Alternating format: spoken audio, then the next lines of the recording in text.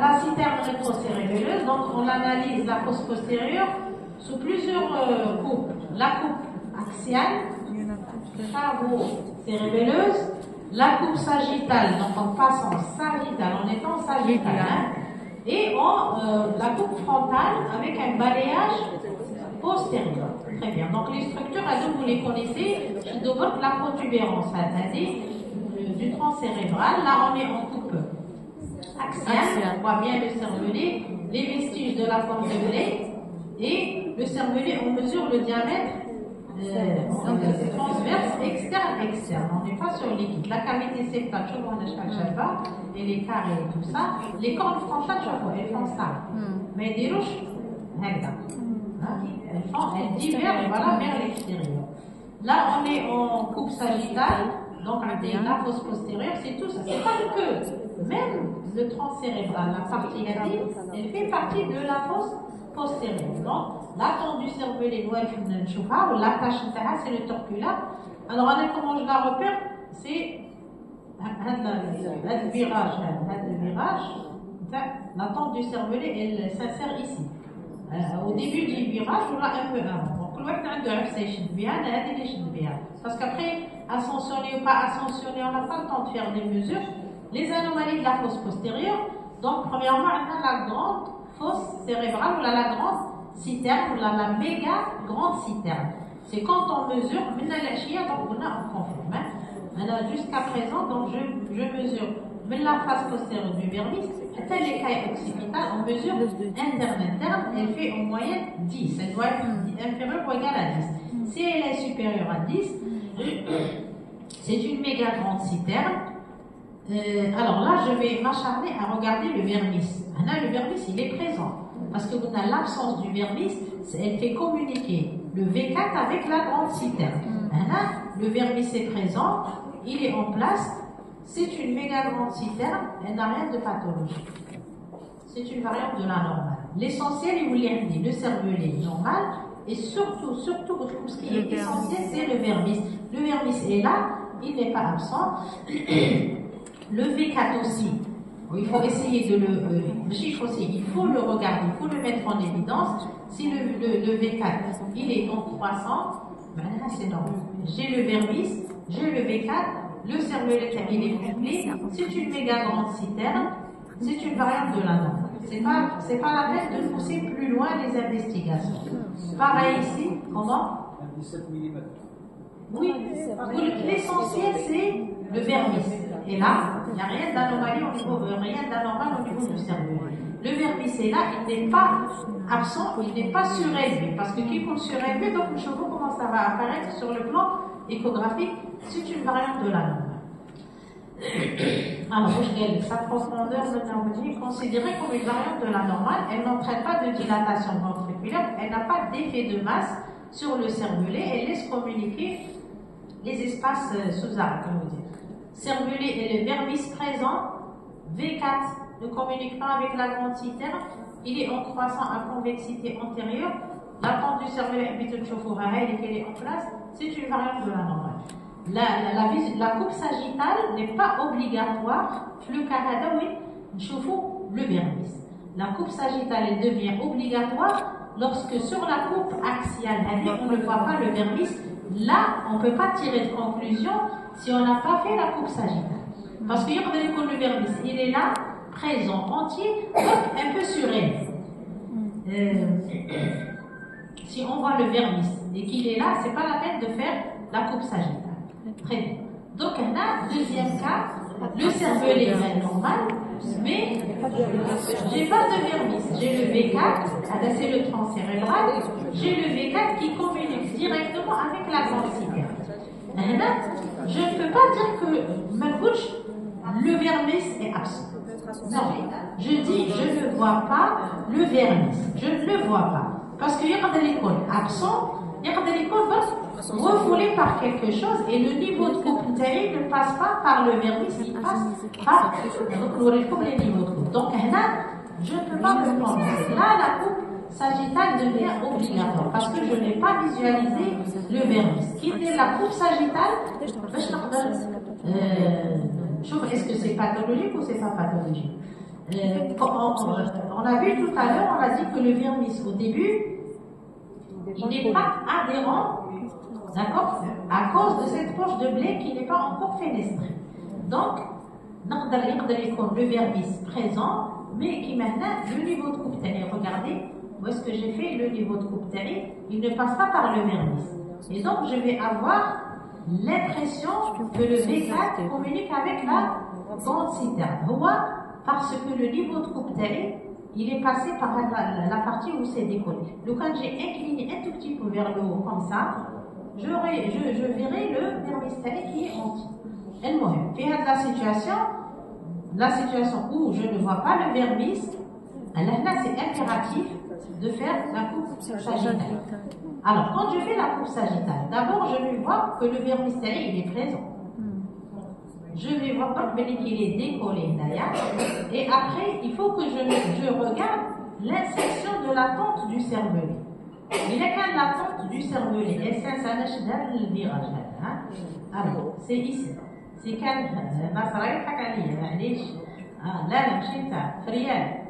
alors, si la tente du cervelet elle s'insère avant le virage, donc elle n'est pas surélevée. Elle s'insère sur le torcula. Et que le vernis est total, il s'agit en cas de doute, on va mesurer l'angle, le brain, cerveau, le brain, tentorium, la ligne qui passe par la tente du cervelet et la ligne qui passe par la face postérieure du tronc cérébral. L'angle, normalement, il doit être inférieur à 30, si je ne me trompe pas. Après, je vais contrôler. S'il est 30 et moins, la tente du cervelet n'est pas surélevée. Il est supérieur à 30, on a une surélévation de la tente du cervelet, les autres pathologies. Bon, je reviens au cas de oui, la tente du cervelet n'est pas surélevée. Oui, le vermis terre, il est total. Je vois la fissure primaire qui apparaît vers 26 sur la 22 semaines, la fissure postérieure qui apparaît vers 26-28. Le vermis terre, il est entier. C'est ce qu'on appelle un retard de fenestration de la poche de blé. La poche tout à l'heure, les trous se sont formés tardivement. Et donc, avec le vernis décollé du tronc cérébral, il est là, il est entier, décollé du tronc cérébral. Si on reprend la femme 20 jours ou un mois après, on va voir que le vernis, il a repris sa place et que la fenestration de la poche de blé a eu lieu. Et donc, c'est pas du pathologie. Le cervelet, l'essentiel, c'est le vernis. Il est là, même s'il est surélevé.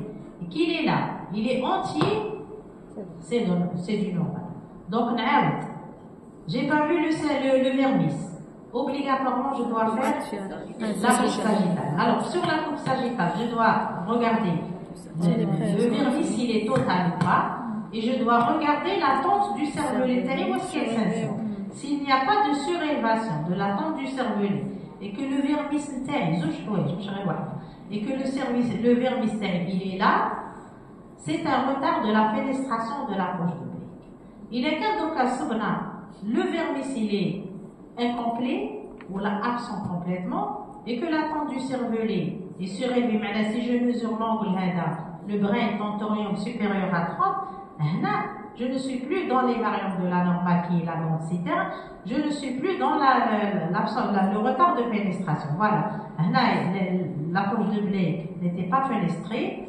On reprend la malade ou la patiente un mois après, le vernis a repris sa place parce que les trous de la poche de blé ont permis la sortie du liquide céphalorachide. Voilà. Donc, il y a deux situations sur le même fœtus. Là, qu'est-ce qu'il y a? Absence de vernis. On ne voit pas le vernis. Ça, l'échographie ne va pas rester figée. On va déplacer la sonde. Là, je ne trouve pas le vernis. Je déplace ma sonde, il est là. Donc déjà faire ainsi, je me dis, c'est probablement une ascension du vernis. Puisqu'il est là, il est ascensionné. Ça veut dire, là, j'explique, le niveau de coupe terre jaune, il est passé comme ça. La sonde est passée par le vernis et c'est pour ça, je trouve un vernis normal. Par contre, le rouge, le niveau de coupe terre est passé par le vide, et là je ne vois pas le vermis. Donc le fait de ne pas voir le vermis ne veut pas dire que le vermis est absent. Il peut être soit absent, soit surélevé. La coupe sagittale, elle est impérative. Ça fait que la coupe sagittale, j'analyse la structure de mon cerveau vermis et le niveau de coupe, le niveau de la tente. Si je doute, je mesure l'angle, le brain tentorium, la face postérieure du tronc cérébral avec la tente du cerveau. Et qui maintenant, par exemple, j'avais ça. J'ai fait la coupe sagittale. Alors pour vous, est-ce que le vermis est complet? Si, il est complet. Il est qu'un habitude des mesures. Quelles sont les mesures? Quelle est la surface? La surface, le périmètre. Apparemment, le périmètre est plus reproductif. Ça qui c'est surtout la fissure, comme on a le vermis qui se développe comme ça, il faut toujours chercher à ce niveau-là la génésie partielle. D'accord? Des mesures des lots. Bon, moi je vous dis que le vermis ici, la taille il est normale. Qu'est-ce qu'on cherche? La coupe du cerveau. Alors, est-ce qu'elle est surélevée ou pas? Le virage. Elle est sous le virage. Donc, est-ce que on est dans la pathologie ou là, on est à quel niveau? Donc, regardez ça. C'est un kyste de la poche de blé qui est en rapport avec un retard de la pénétration de la poche de blé. Regardez les un kyste de la poche de blé, regardez les un kyste arachnoïdien ici. Dans les deux situations, ça ne retentit pas. Voilà, le vermis il est entier. Parce que des fois, c'est difficile en échographie de dire est-ce que c'est un. Par exemple, j'ai suspecté un kyste de la poche de blé. Mais dans les deux cas, ça ne prend pas le docteur. On reprend la patiente. Dans le kyste de la poche de blé, il va se fenestrer. Elle est 15 jours à un mois, il va se fenestrer, ça va disparaître. Maintenant, si ça persiste, ça peut être un kyste arachnoïdien, puisque vous avez le kyste arachnoïdien, il y a n'importe où. Et donc, il est petit, il ne retentit pas sur le vermis, même le vermis, mais il n'adhère pas. L'essentiel, il faut là, est présent, donc pas de retentissement. Alors, là, je ne vois rien ici. On va faire la coupe sagittale. Vous avez besoin de moi. Ça va. Parce qu'après, donc, ici, le corps caleux, il est comment? Il paraît normal. Alors, le vermis, le vermis. Donc, c'est quoi? C'est une structure c'est pas la qu'on appelait c'est un kyste arachnoïdien. Donc, il est qu'un. Le vermis il est entier. Et que le kyste arachnoïdien ne comprime pas, surtout là où je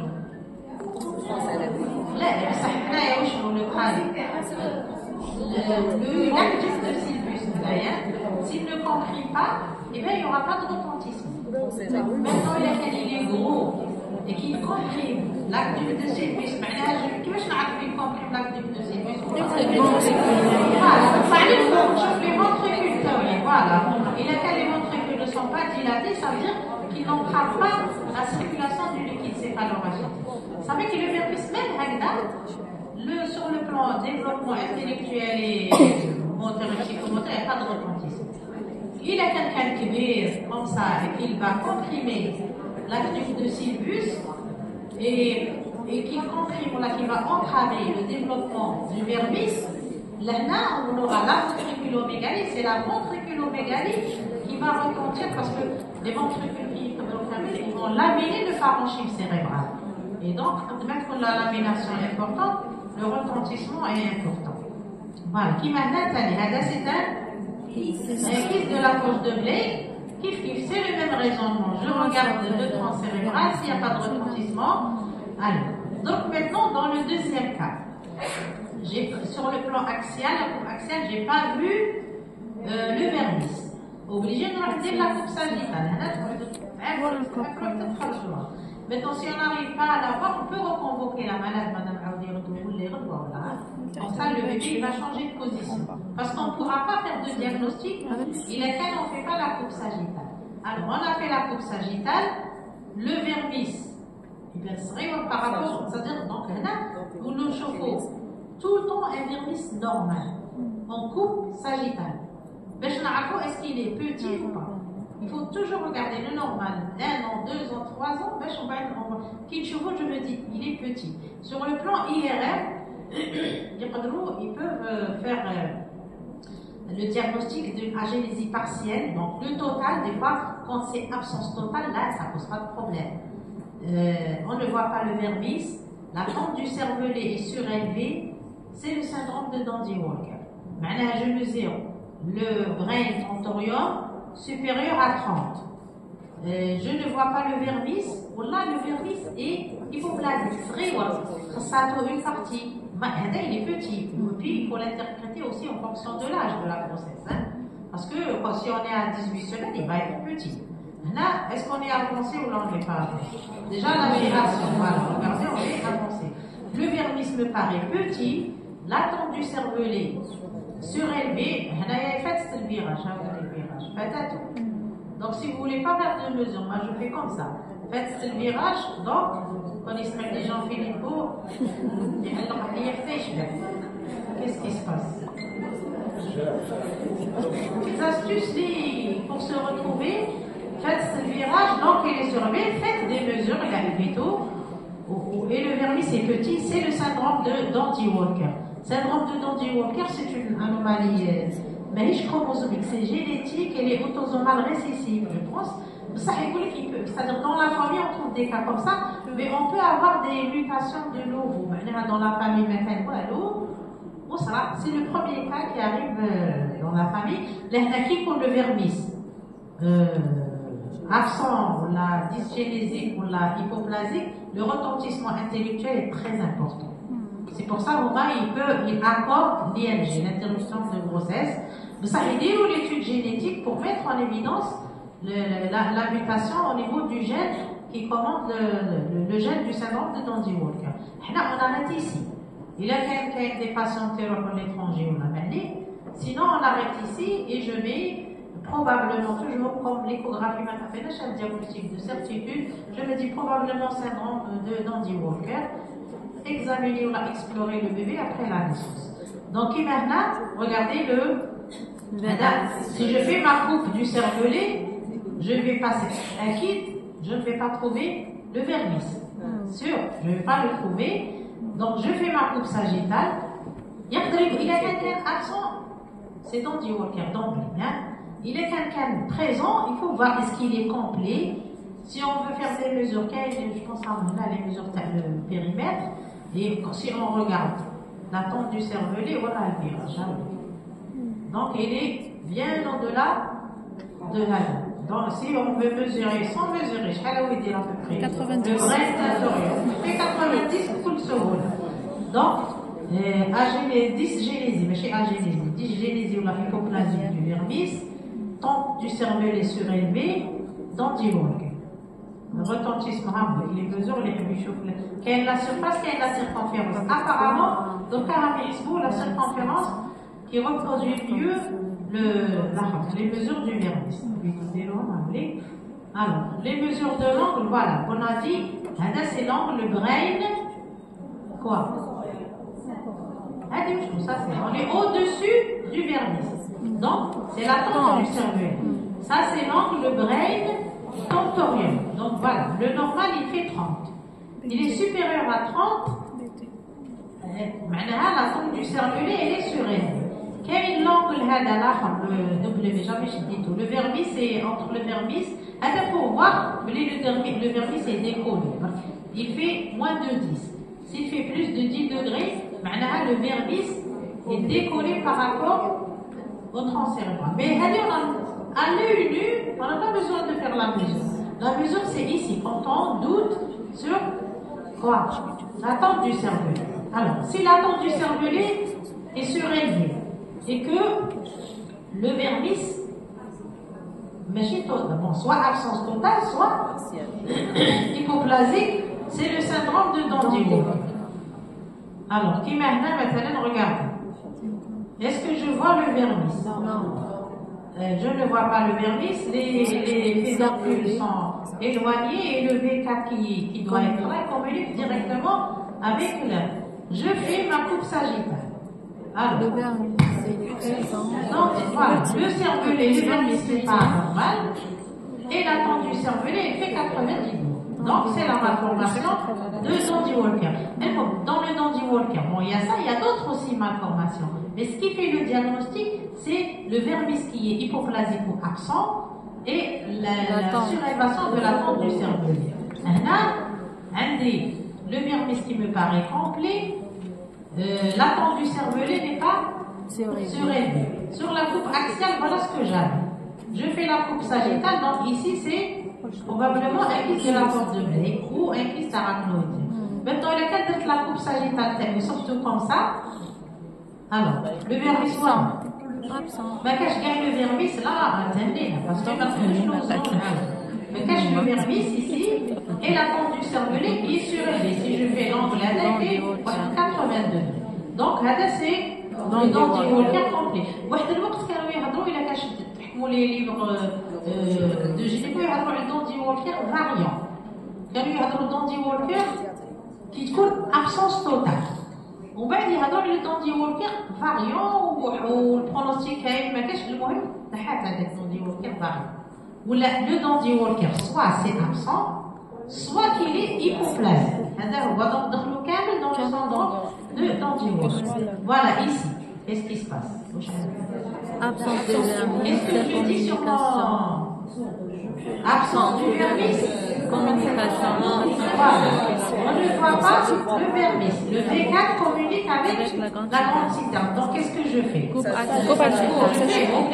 Je fais la coupe sagittale terre. Voilà la coupe sagittale terre.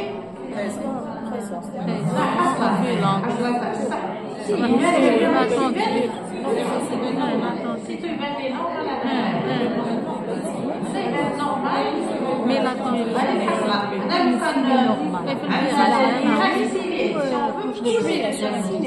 tente du cervelet est surélevée. Bon, c'est vrai qu'on rentre dans les détails des détails. Le vermis, il vient les complets. La tente du cervelet, alors ça peut être quoi? Un kyste derrière. C'est normal, il faut le dire. Il est un kyste arachnoïdien et que le vermis est normal. Ça dépend de la compression. Donc, il y a qu'un ça ne comprime pas le parenchyme cérébral, et bien c'est bon pronostic. D'accord. Donc, il faut savoir analyser le virus. C'est vrai que c'est à notre stade, non.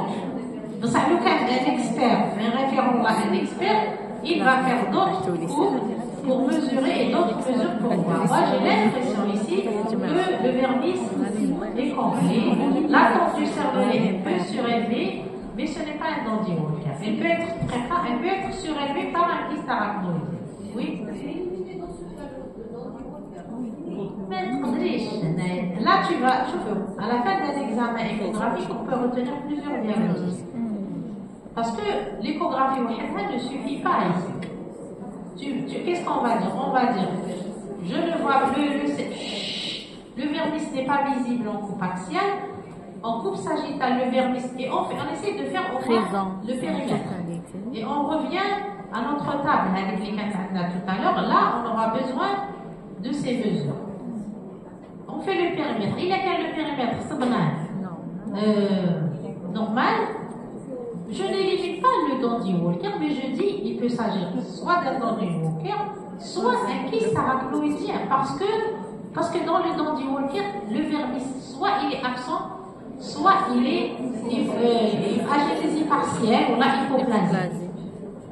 Il me paraît normal, mais à mon niveau, je ne peux à 100% que le vermis est normal. Et c'est pour ça qu'il y a d'autres examens complémentaires à faire. Donc, c'est pas la peine de faire c'est après la naissance. Je retire deux diagnostics.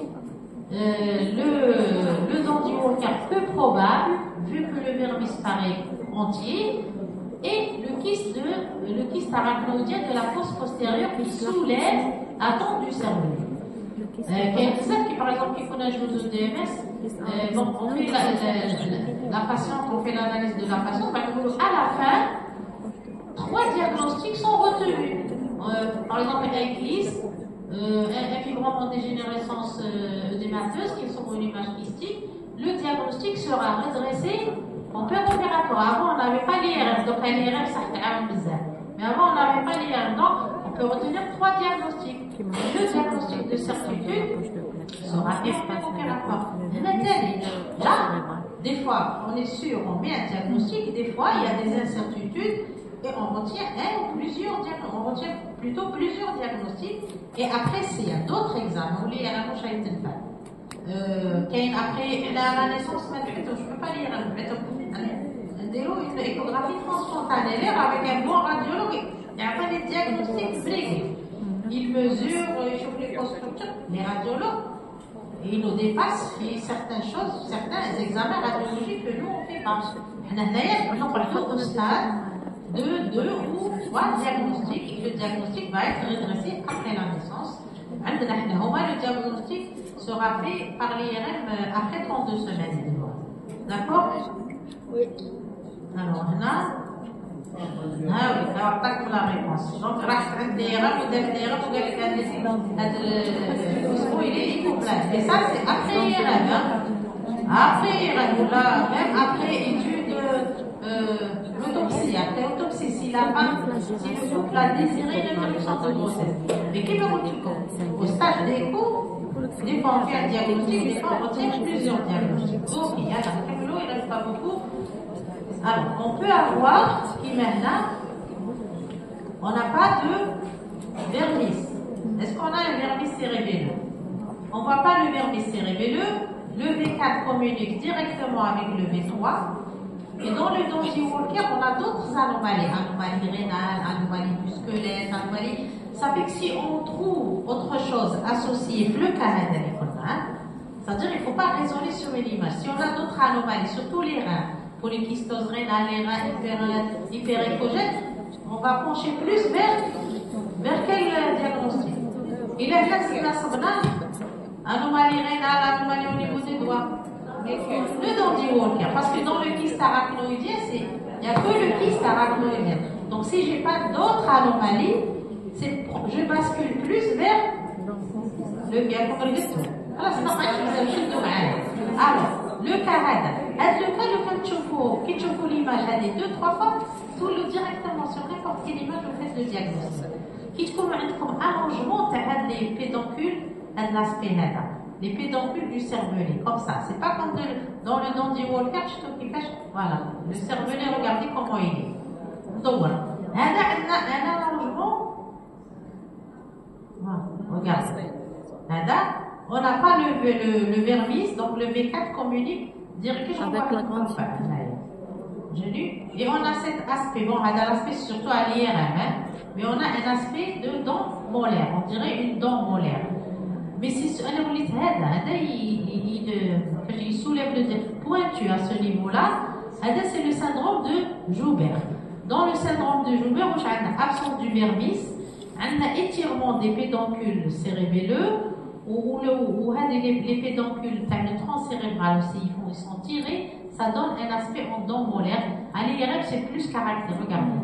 Comme une molaire, c'est la racine de la molaire. Les pédoncules, à l'échographie, je les vois plus facilement que l'aspect en dent molaire. Donc, dans le syndrome de Donji Walker, c'est une anomalie qui est congénitale aussi. Hein. Elle est récessive, autosomale récessive, voilà, transmission autosomale récessive, mais on peut avoir des mutations de nouveau, des mutations récentes sans avoir des cas similaires dans la famille. Absence de vermis, diagnostic, donc l'écho, on suspecte. Regardez que j'ai amené les pédoncules cérébelleux. C'est pas comme dans le Donji Walker où tout est rond et l'aspect est confirmé par l'IRM, aspect dent molaire qui est caractéristique. هذه وين ما عندناش le vermis ou là où le vermis est incomplet, déficit intellectuel très important. Malgré que le cervelet, les pédoncules cérébelleux, ils sont là, ils sont présents. Le vermis est plus important dans le développement intellectuel. Donc ici, qu'est-ce qui n'est pas normal ici, sur cette fosse postérieure? On est sur le lobe du cervelet. Voilà, regardez, on a un lobe cérébelleux et on a absence du deuxième lobe cérébelleux, mais est-ce que le V4 communique avec le... Non. Donc, on a un vermis. On a un cas comme ça, c'est pas un CMV. C'est CMV, parce que on a le CMV, les structures cérébrales, on a dans les... C'est une isomunisation résus, dans les ischémies hémorragiques, ou là dans les anémies profondes. C'est une isomunisation résistante à une parente des 4 pour les transfusions in utero. Ou même, quand le Doppler de l'artère cérébrale était à 2 fois la gestationnelle, tous les professeurs cherchaient, il n'y a pas d'accord pour la transfusion in utero. Ils ont eu un problème de sang. Vous êtes une semaine pour la date. Il a commencé à avoir un peu d'acide. Ils l'ont transfusé un mois après, alors qu'avant le programme était normal. Un mois après, j'ai trouvé un lobe du cervelet qui était absent. Le lobe cérébelleux atteint, il n'y a pas de souci sur le développement. C'est surtout le vermis. Donc on fait la coupe sagittale ternale. Si le vermis est complet, il n'y aura pas de retentissement. La fille d'Okaner a 3 ans et se développe très bien. Pour le moment, donc maintenant, on n'a constaté aucun déficit. Il y a intellectuel, il y a moteur, donc ça confirme un peu au chirurgien les neuropédiatres. Les neuropédiatres, c'est le vermis. Donc ici, on fait notre coupe sagittale. Si le vermis est complet, c'est un bon pronostic. Que ce soit post-infectieux, non, il n'y a rien. Là, la filiale est parce que c'est la fille d'une cousine, il n'y a rien du tout. Que ce soit sur le plan l'équilibre, aucun retentissement. C'est le vermis qui est essentiel. Donc, maintenant, on l'encourt parce que les cardiopédiatres, la période de l'enfance, il n'y a aucun retentissement. Maintenant, période adulte, je ne sais pas. نقراو شويه غير انا اللي نقرا انا نقرا عند لا فرونسي تقراو شويه نتوما عارفين خصيصي نقراو شويه وقولوا لنا واش لقيت انا ما قريتش عند ناجي. Je sais que le pronostic pour l'enfance est bon, que ce soit moteur ou intellectuel.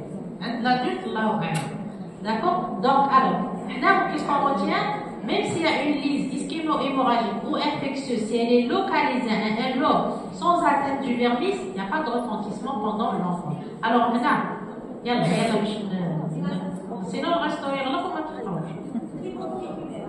oui, on a une ventriculomégalie avec les très bien ici. Qu'est-ce qui n'est pas normal? Même le troisième ventricule, les confrontales.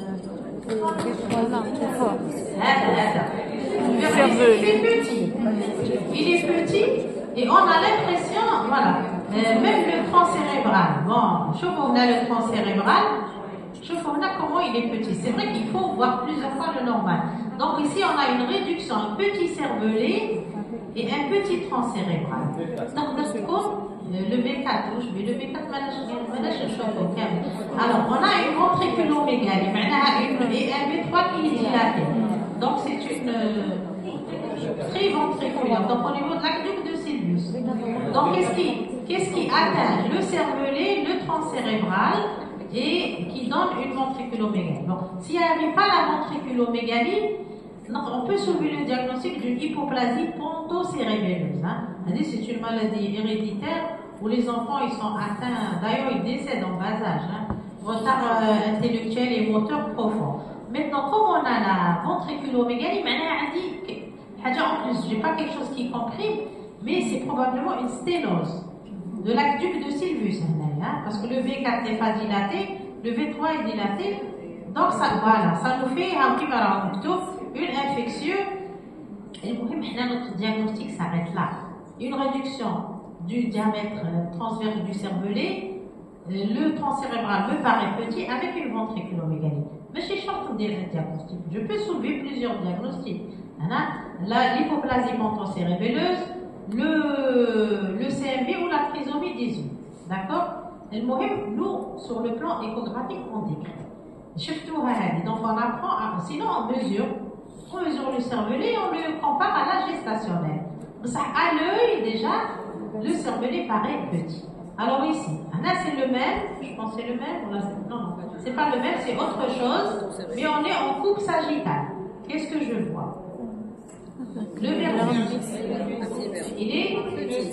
il est là, il semble normal, oui, mais les cours cérébrales aussi, هذه en temps réel, je vais le diagnostic. Là, on est sur le plan théorique. Hein. Et là, regardez, qu'est-ce qui manque le tronc cérébral? La protubérance. Voilà, parce que quand on apprend à regarder le normal, il est plat. Normalement, on regarde du vernis, on a une protubérance. Donc, c'est une hypoplasie. Dans tous les cas, le pont, est-ce qu'il y a une association avec le cervelet? Je mesure. Oui, l'hypoplasie, elle est pontocérébelleuse ou la cérébelleuse وحدها. Elle peut atteindre uniquement le cervelet. Donc, tous les hypoplasies cérébelleuses. Maintenant, si elle atteint le pont, c'est les deux. Pontocérébelleuse. Bon, on va faire cette coupe-là. Mais je fais le dépistage. Par exemple, quand on a une femme, elle a, comme c'est héréditaire, je pense que c'est 50% de la transmission. D'ailleurs, elle va venir avec un diagnostic, un dossier. ولادي ما يتحركوش ما يتكلموش وكذا وكذا درنا لهم لي غير صباح ceci cela. Là, on va essayer en tant que dépisteur, de faire cette coupe-là et de mesurer le pont au niveau de la quoi. On ne va pas le mesurer n'importe où. Au niveau de la, voilà, on regarde du vernis cérébelleux, l'endroit où normalement on a la protubérance. Après, il y a des courbes et des tableaux. Voilà, toujours la fosse postérieure. Il faut regarder le cervelet. Le cervelet, mais comme d'habitude, les dépisteurs s'arrêtent ici. Hein? Oui, on va commencer. Alors, est-ce que je vois le vernis? Non, est-ce que le V4 communique? Parce que s'il n'y a pas de vernis, le V4 va communiquer avec la fosse postérieure. Non? Regardez la convexité. Parce qu'un cervelet normal, il est concave. Le candidat un vernis, c'est concave. C'est pas convexe. Hein? C'est convexe, c'est concave. Un cervelet normal, il est concave. Le cervelet, premièrement, je ne vois pas le vernis. Le V4 communique ne communique pas avec, donc le vernis, mais il est absent. Et ça, c'est convexe. C'est ce qu'on appelle le rhomboencéphalosynapsis. C'est une soudure, mais chez quelle absence du vernis, bien une soudure des deux lobes cérébelleux avec absence de vernis. La roche surélevée, et donc il va dire le cervelet comme ça. Comme il n'y a pas de vernis, donc le pronostic, il est mauvais. D'ailleurs, la majorité des enfants décèdent à la naissance. Laisse-moi trouver, mais ça, qui tu faut une fois maintenant. Convexe. Alors, le cervelet normal, donc je vais essayer de revenir. C'est convexe. Il n'y a pas de communication, il n'y a pas de vernis, et c'est soudé. On zoome l'image, on la profondeur, on réduit les champs. On va voir le passage de fibres entre le lobe droit et le lobe gauche. Alors que normalement, il n'y a pas de communication entre les deux lobes cérébraux.